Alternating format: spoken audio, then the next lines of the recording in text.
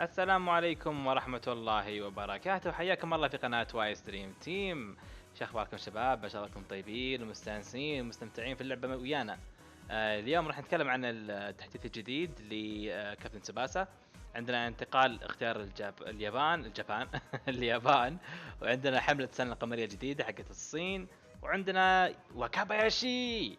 عندنا وكاباياشي مع الطاقة الكامنة. هذا هو وكاباياشي الأحمر القديم، اللي كان من اول الحراس الاقوياء اللي في اللعبه للاس اس ار. فجابوه اخيرا كقوه كامله، وراح نشوف كيف طاقاته وكيف نستفيد منه. فقبل لا نبدا، بسم الله الرحمن الرحيم، راح نشوف الفيديو الموجود من عند حق تعريف بالانتقال الجديد. وبسم الله الرحمن الرحيم نبدا.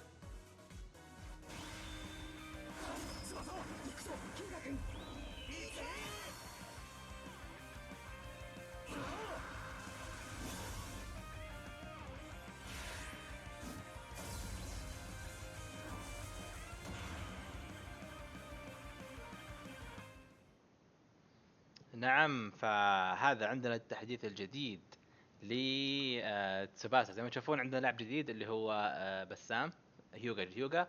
وعندنا لعيبه قدامى موجودين جديدين. زادت نسبتهم اللي يظهرون لكم في هذا البنر. طيب، الان ناتي الى الانتقالات الجديده. عندنا هيوغا كوجرو ازرق من اجل فريق لاعب حصري.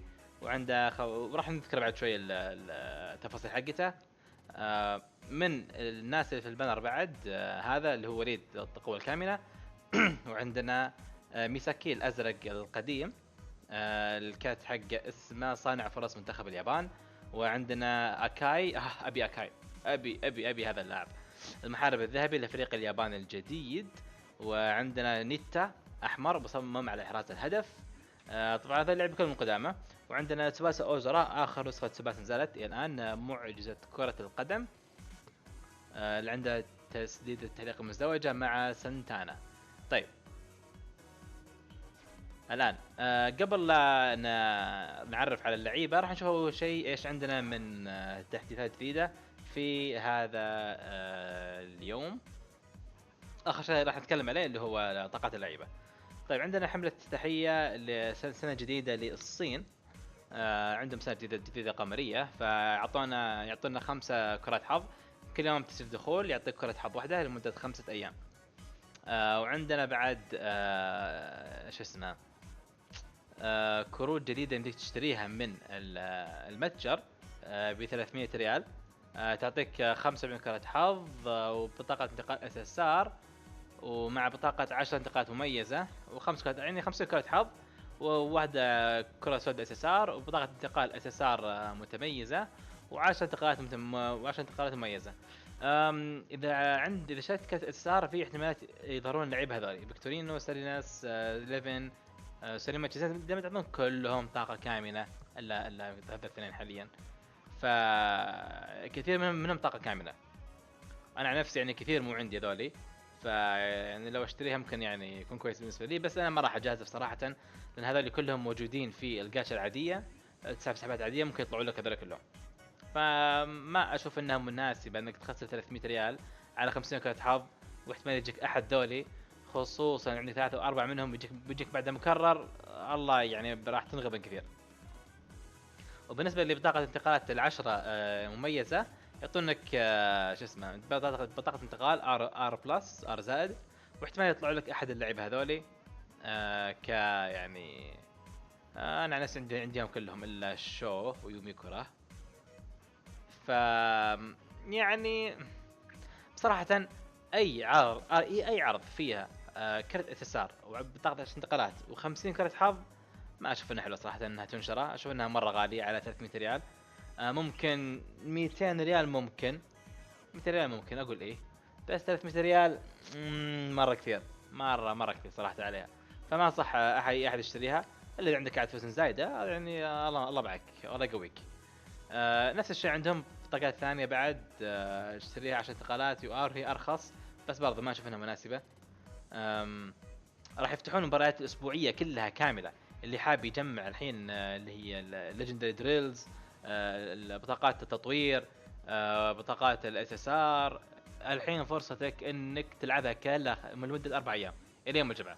فكل مباراه اسبوعيه مفتوحه، وزايدين فيها بعد نسبه ظهور الدرز الليجندري والعاديه، فلا تفوتونها. اللي عنده وقت ويعني حاب يجمع الحين المستقبل، جمع في قلبي، جمع. يعني شوف، يزيد معدل الظهور عليه 2 ضعف حق التطوير الكامل، وانها تسوي تمرين اسطوري. فعندك فرصه كبيره انك تجمع كثير تمارين اسطوريه. فنصيحتي يعني 4 ايام هذه احرق جمع 20 30 كارت اسطوري، وريح لمده 5 شهور قدام، ما عاد تجمع فيها ولا تشوف حتى شكلها. خصوصا لان لعب مشترك المفتوح حول العالم انه مفتوح، يعني يمديك تلعب مع الناس حول العالم وبسرعه تجيب يعني كل سيناريو تدخله يعني بغض الثواني راح يكون مكتمل الغرفه، وتدخل ويطلع لك نسبه كبيره انه يطلع لك فيها كروت الدريلز. وفي عندنا طبعا لفتره محدوده معدل النجاح يزداد في التدريب، يعني في نسبه كبيره اذا دربت شخص ممكن يطلع تدريب كبير او ضخم، بحيث انه يتضاعف عدد التدريب اللي انت سويته. مثلا التدريب مثلا يزيدك 100 شوطه، راح يزيدك 150 او 200 على حسب كبير او ضخم. هذا بالنسبه للتحديث اللي عندنا حق اليوم. طبعا التحديث هذا مدتها فقط 4 ايام، راح ينتهي يوم الجمعه، بما معناته ان يوم الجمعه لازم في ابديت جديد لهم. ممكن يكون ابديت خارق، ممكن يكون ابديت عادي، يعني عشان ناخذ نحصل اسبوع راحه قبل الدريم كولكشن او مجموعه الحلم. يعني احرقوا صراحه، احرقوا الايفنتات هذه حق المباريات الاسبوعيه كامله. يعني صراحه فرصه ما تعوض ان كل المباريات الاسبوعيه مفتوحه، ودوس يا حبيبي دوس. هذا بالنسبه لي التحديثات الجديده. الان راح نروح على الكروت الجديده، بس قبل لا نروح الكروت الجديده خلينا نشوف الانتقالات. طيب الانتقالات، انا صراحه النوع هذا من الانتقالات ما احبه. يعني نسبه ظهور كرت فيه الاس اس ار مره قليل، واذا طلع بعد اسمه تفضل قليله للعيبه الفيتشرد او الموجودين فيه. انا ممكن اسحب كل يوم بمدفوعه ما عندي مشكله، بس اني اسحب 50 كره حظ على هذا يعني مره متخوف منها. لان انت تسحب 3 مرات رابع مجانا، طبعا هذا شيء حلو ان عندك الرابع مجانا، ولكن نسبه ظهور لعيبه الاس اس ار 3% فقط، ويعتبر طبعا قليله. الدريم فيست او مهرجان الحلم ومجموعه حلم 5% نسبه ظهور الاس اس ار. تمام. الحين لو نروح تحت، اذا رحت لي التفاصيل ورحت تحت هنا، طبعا شويه قلق اني تستعمل البي سي عشان تنزل تحت كل شوي كذا يمكن اسرع. تروح لي الاحتمالات اللي هنا، هذه التفاصيل اللي 10 انتقالات، هذه تفاصيل انتقال واحده. تروح لتفاصيل انتقالات، ومن هنا راح تعرف نسب الكروت اللي بتطلع ومين الكروت الموجوده في هذا البانر. زي ما نشوف هنا 50 لاعب فيها، 50 لاعب اس اس ار، و3% من 100 يطلع لك، وفي 50 لاعب اس ار ممكن يطلعون لك من 77%. فاذا انت طقيت 3% من الاس اس ار، تبدا تشتغل نسبه ثانيه اللي هي 0.42 على اللعيبه الفيتشرد او المذكورين في هذا البانر، اللي هم هيوغا وكاباياشي ميساكي اكاي نيتا تسوباسا. هذول اللعيبه اللي ما شو اسمه اللي فيتشرد في البانر هذا. انا نفسي طبعا ما عندي هيوغا وما عندي اكاي وما عندي نيتا وما عندي سوباسا، فممكن ترى كويس اني اسحب عليه ممكن، بس 3% يا اخي مره بسيطه النسبه، ما اتوقع راح اسحب صراحه. خصوصا انهم لعيبه قدامى، بس لعيبه قدامى ترى قويه. يعني بيك تومي اكاي مره قوي، هذا النسخه حقته خضراء، وانا الحين فريق الاخضر صار مره قوي. فاكاي وتسوباسا على التيم الاخضر راح ينقص فريقي 840 ألف تقريبا او 850 بالراحه يعني. طيب البانر هذا فيه طبعا لعيبه كثير قدامى. خلينا نشوف مين الاخير. خلينا نشوف اخر بانر موجود اللي هو في في عندنا ميساكي وعندنا ميسوغي اللي هم الليجندري موجودين، واخر بانر فيه اللي هو بانر جون ميسوغي. يعني والله تبى صراحة انا عن نفسي يعني ودي اسحب، والله ودي اسحب، لكن ارجع اقول 3% مره بسيطه 3%. ما ودي يعني اجازف، خصوصا انه ما عندي كور كثيره من بعد مهرجان الحلم. يعني الله يهديه وكباشي ضيعنا 1000 كوره. فيعني شوف، اذا ما عندك احد ذولي، اي احد من ذا اللعيبه بصراحه، اذا ما عندك اي احد منهم، اسحب 3 سحبات ربع مجانيه بعدين اوقف. يعني اشوف انها ممكن تسوى، ان شاء الله يعطيك حظك ويطلع لك احد اللعيبه جدد. هذا بالنسبه لي الجديد. الحين نروح للطاقات هيوغا. طبعا راح اتكلم فقط عن هيوغا لانه هو اللاعب الجديد الموجود، وارائي في هيوغا طبعا ووليد. فهنشوف ارائنا فيه. اللاعبين الجديدين هيوغا كوجيرو. اول شيء هيوغا كوجيرو. طيب، هيوغا كارت جديد اللي هو حق جونيور يوث في اليابان. اين انت اين انت اين انت؟ وطبعا الازرق كنا دائما متوقعينه بيكون اخضر. انت هنا ازرق احمر، ازرق احمر، ازرق بعدين اخضر. فكنا متوقعين انه يكون الازرق هيوغا، بس صراحه يعني طبعا كالعاده سحقونا وخلوه ازرق. طيب، الان المراوغه عنده عاديه. انا الكرت هذا يذكرني، تعرفون يذكرني مين؟ يذكرني بهينو. هينو تقريبا طاقاته نفس الشيء، عنده تسديد والتمرير مره عاليين، والقوه عاليه، بس اسلوب كان منخفض. حتى عند هينو كان شيء منخفض. الدفاع ما كان دفاع جيد ابدا. فالكارت هذا يعني بصراحه انا مو عاجبني. انا شخصيا مو عاجبني الكارت لانه تسديده تمرير وعنده قوه. يعني شوي ترى، يعني 7600 و6400 تبع قوي، بس مش بمستوى اللعيبه اللي نزلوا قريبا، مثلا القوه الكامله حقت دياس مثلا، ولا اواخر البنرات. كان في طبعا اشياء افضل من كذا الان. طبعا غيرها بعد تحتاج تباسا معك علشان يشوت ضربه ثنائيه مع شو اسمه، مع تباسا. والجدير بالذكر ان هذه اول 1 2 عند كوجيرو هيوغا، اول 1 2 ومع تباسا طبعا. ف وعنده طبعا عنده مراوغه. فشوف اللاعب هذا لو طلع لك وعنده طبعا المهارات الخاصه زياده 10% مع تباسا، يعني كل هذه راح تزيد 10% اذا كان تباسا معك، وش از جود ترى جود. يعني انا اتوقع انه في فريق ازرق متكامل ممكن يزيد، ممكن يطلع القوه تزيد عنده 20,000 تقريبا، 20 او 21,000 تقريبا توصل. خصوصا ان عنده هنا منتخب اليابان كل احصائيات 15%. طبعا الجونيور يوث هذه خذوها قاعده. جونيور يوث من هم لعيبه الجونيور يوث؟ جونيور يوث هم اللعيبه لابسين هذا اللبس اليابان، اللبس الابيض مخطط ازرق هنا. هذا اللي هم الجونيور يوث. يعني هو راح يزيد 15% لكل لعيبه الجونيور يوث، او لاعبين غير يابان الجونيور يوث 5%.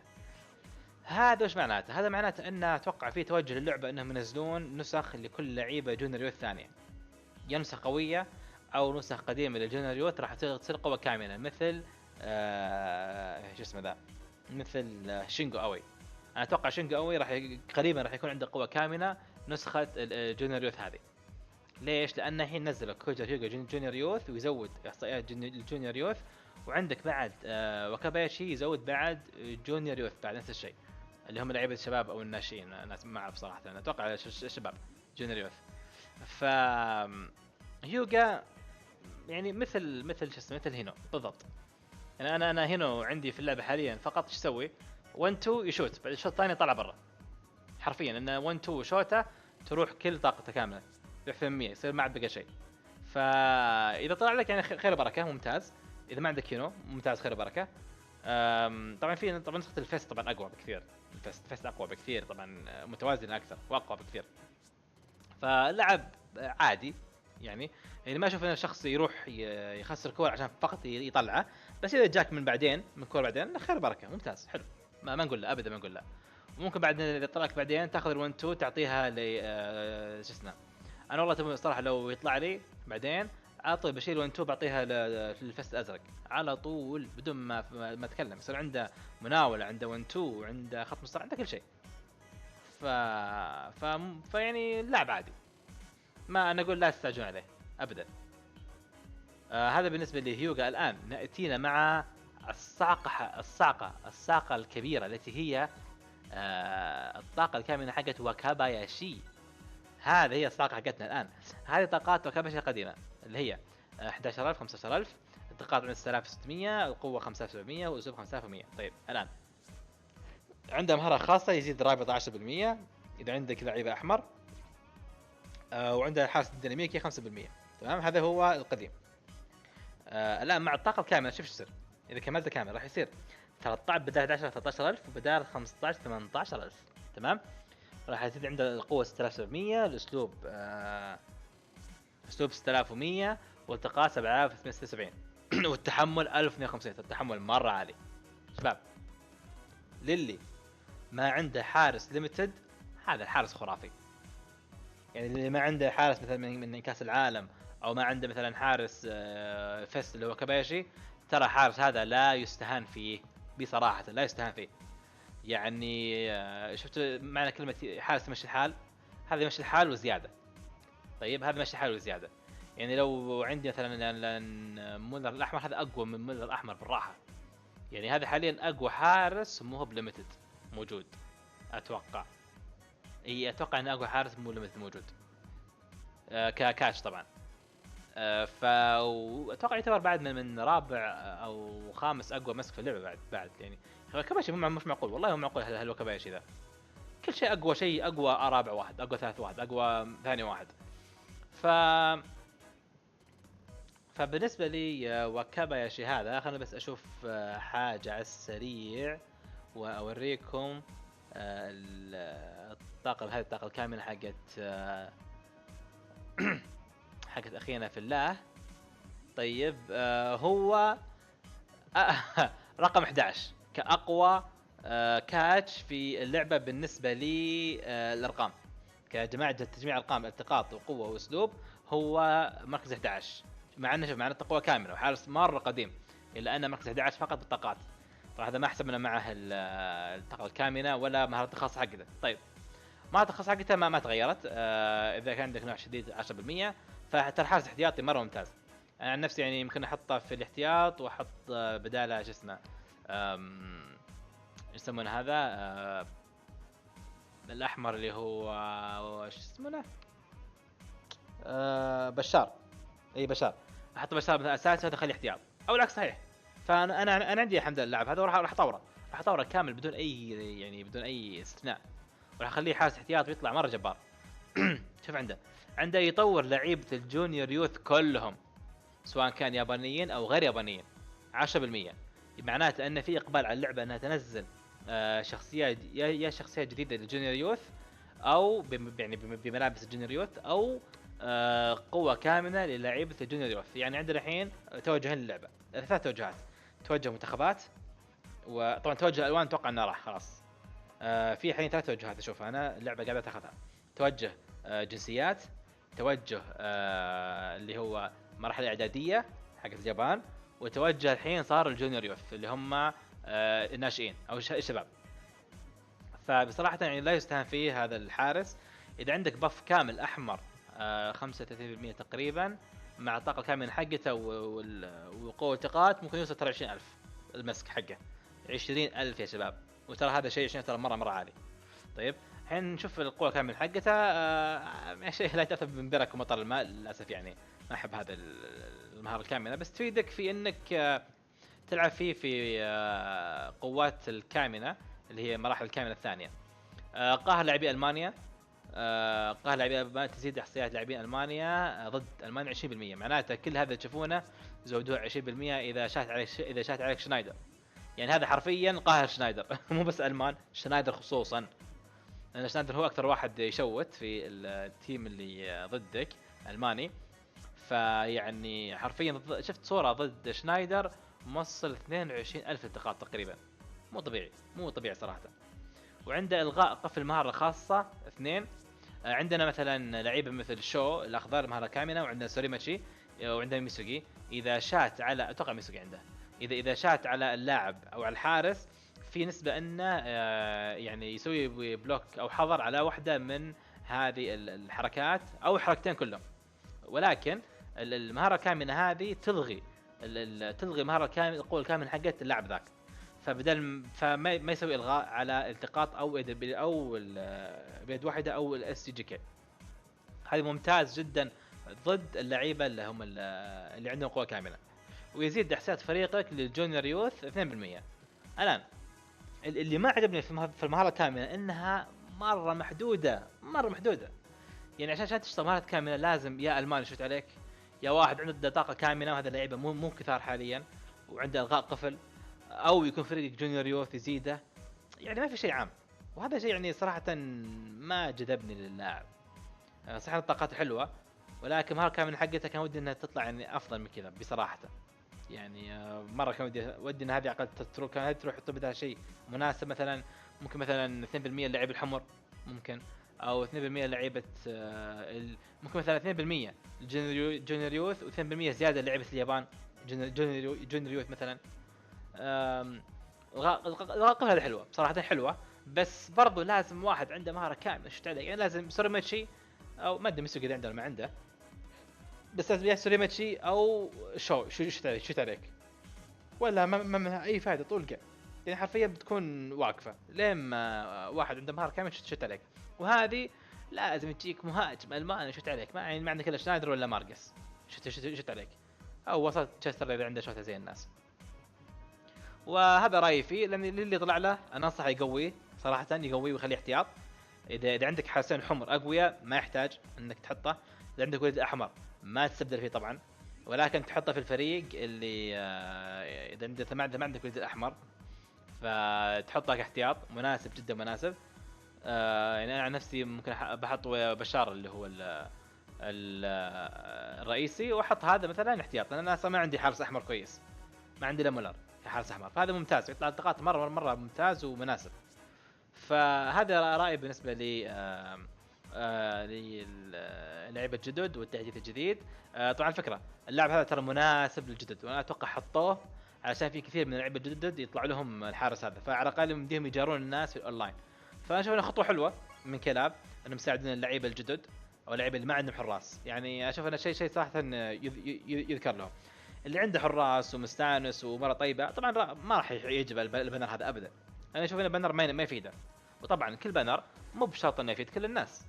ممكن في بنر يساعد الناس الضعيفه، يساعد الناس اللي عندهم فريق احمر ضعيف. ممكن مثلا واحد جديد تو داخل في اللعبه وعنده جواهد كره حظ وسحب وطلع له كباشي، لان نسبته تكون عاليه فيساعده كثير، يساعده.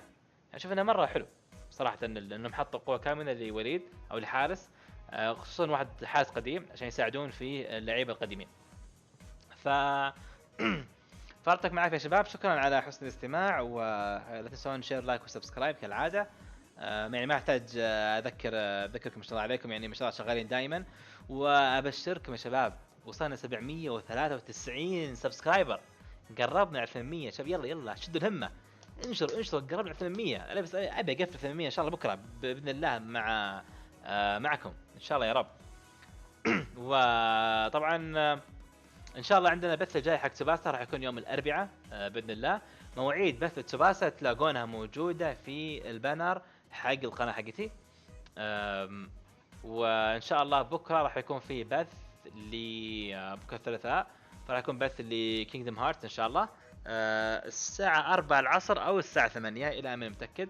اذا على الساعه 4 ونص ما شفت بث اعرف ان الساعه 8 ان شاء الله. فنراكم ان شاء الله على خير غدا وبعد غد، وتصبحون على خير وفي امان الرحمن.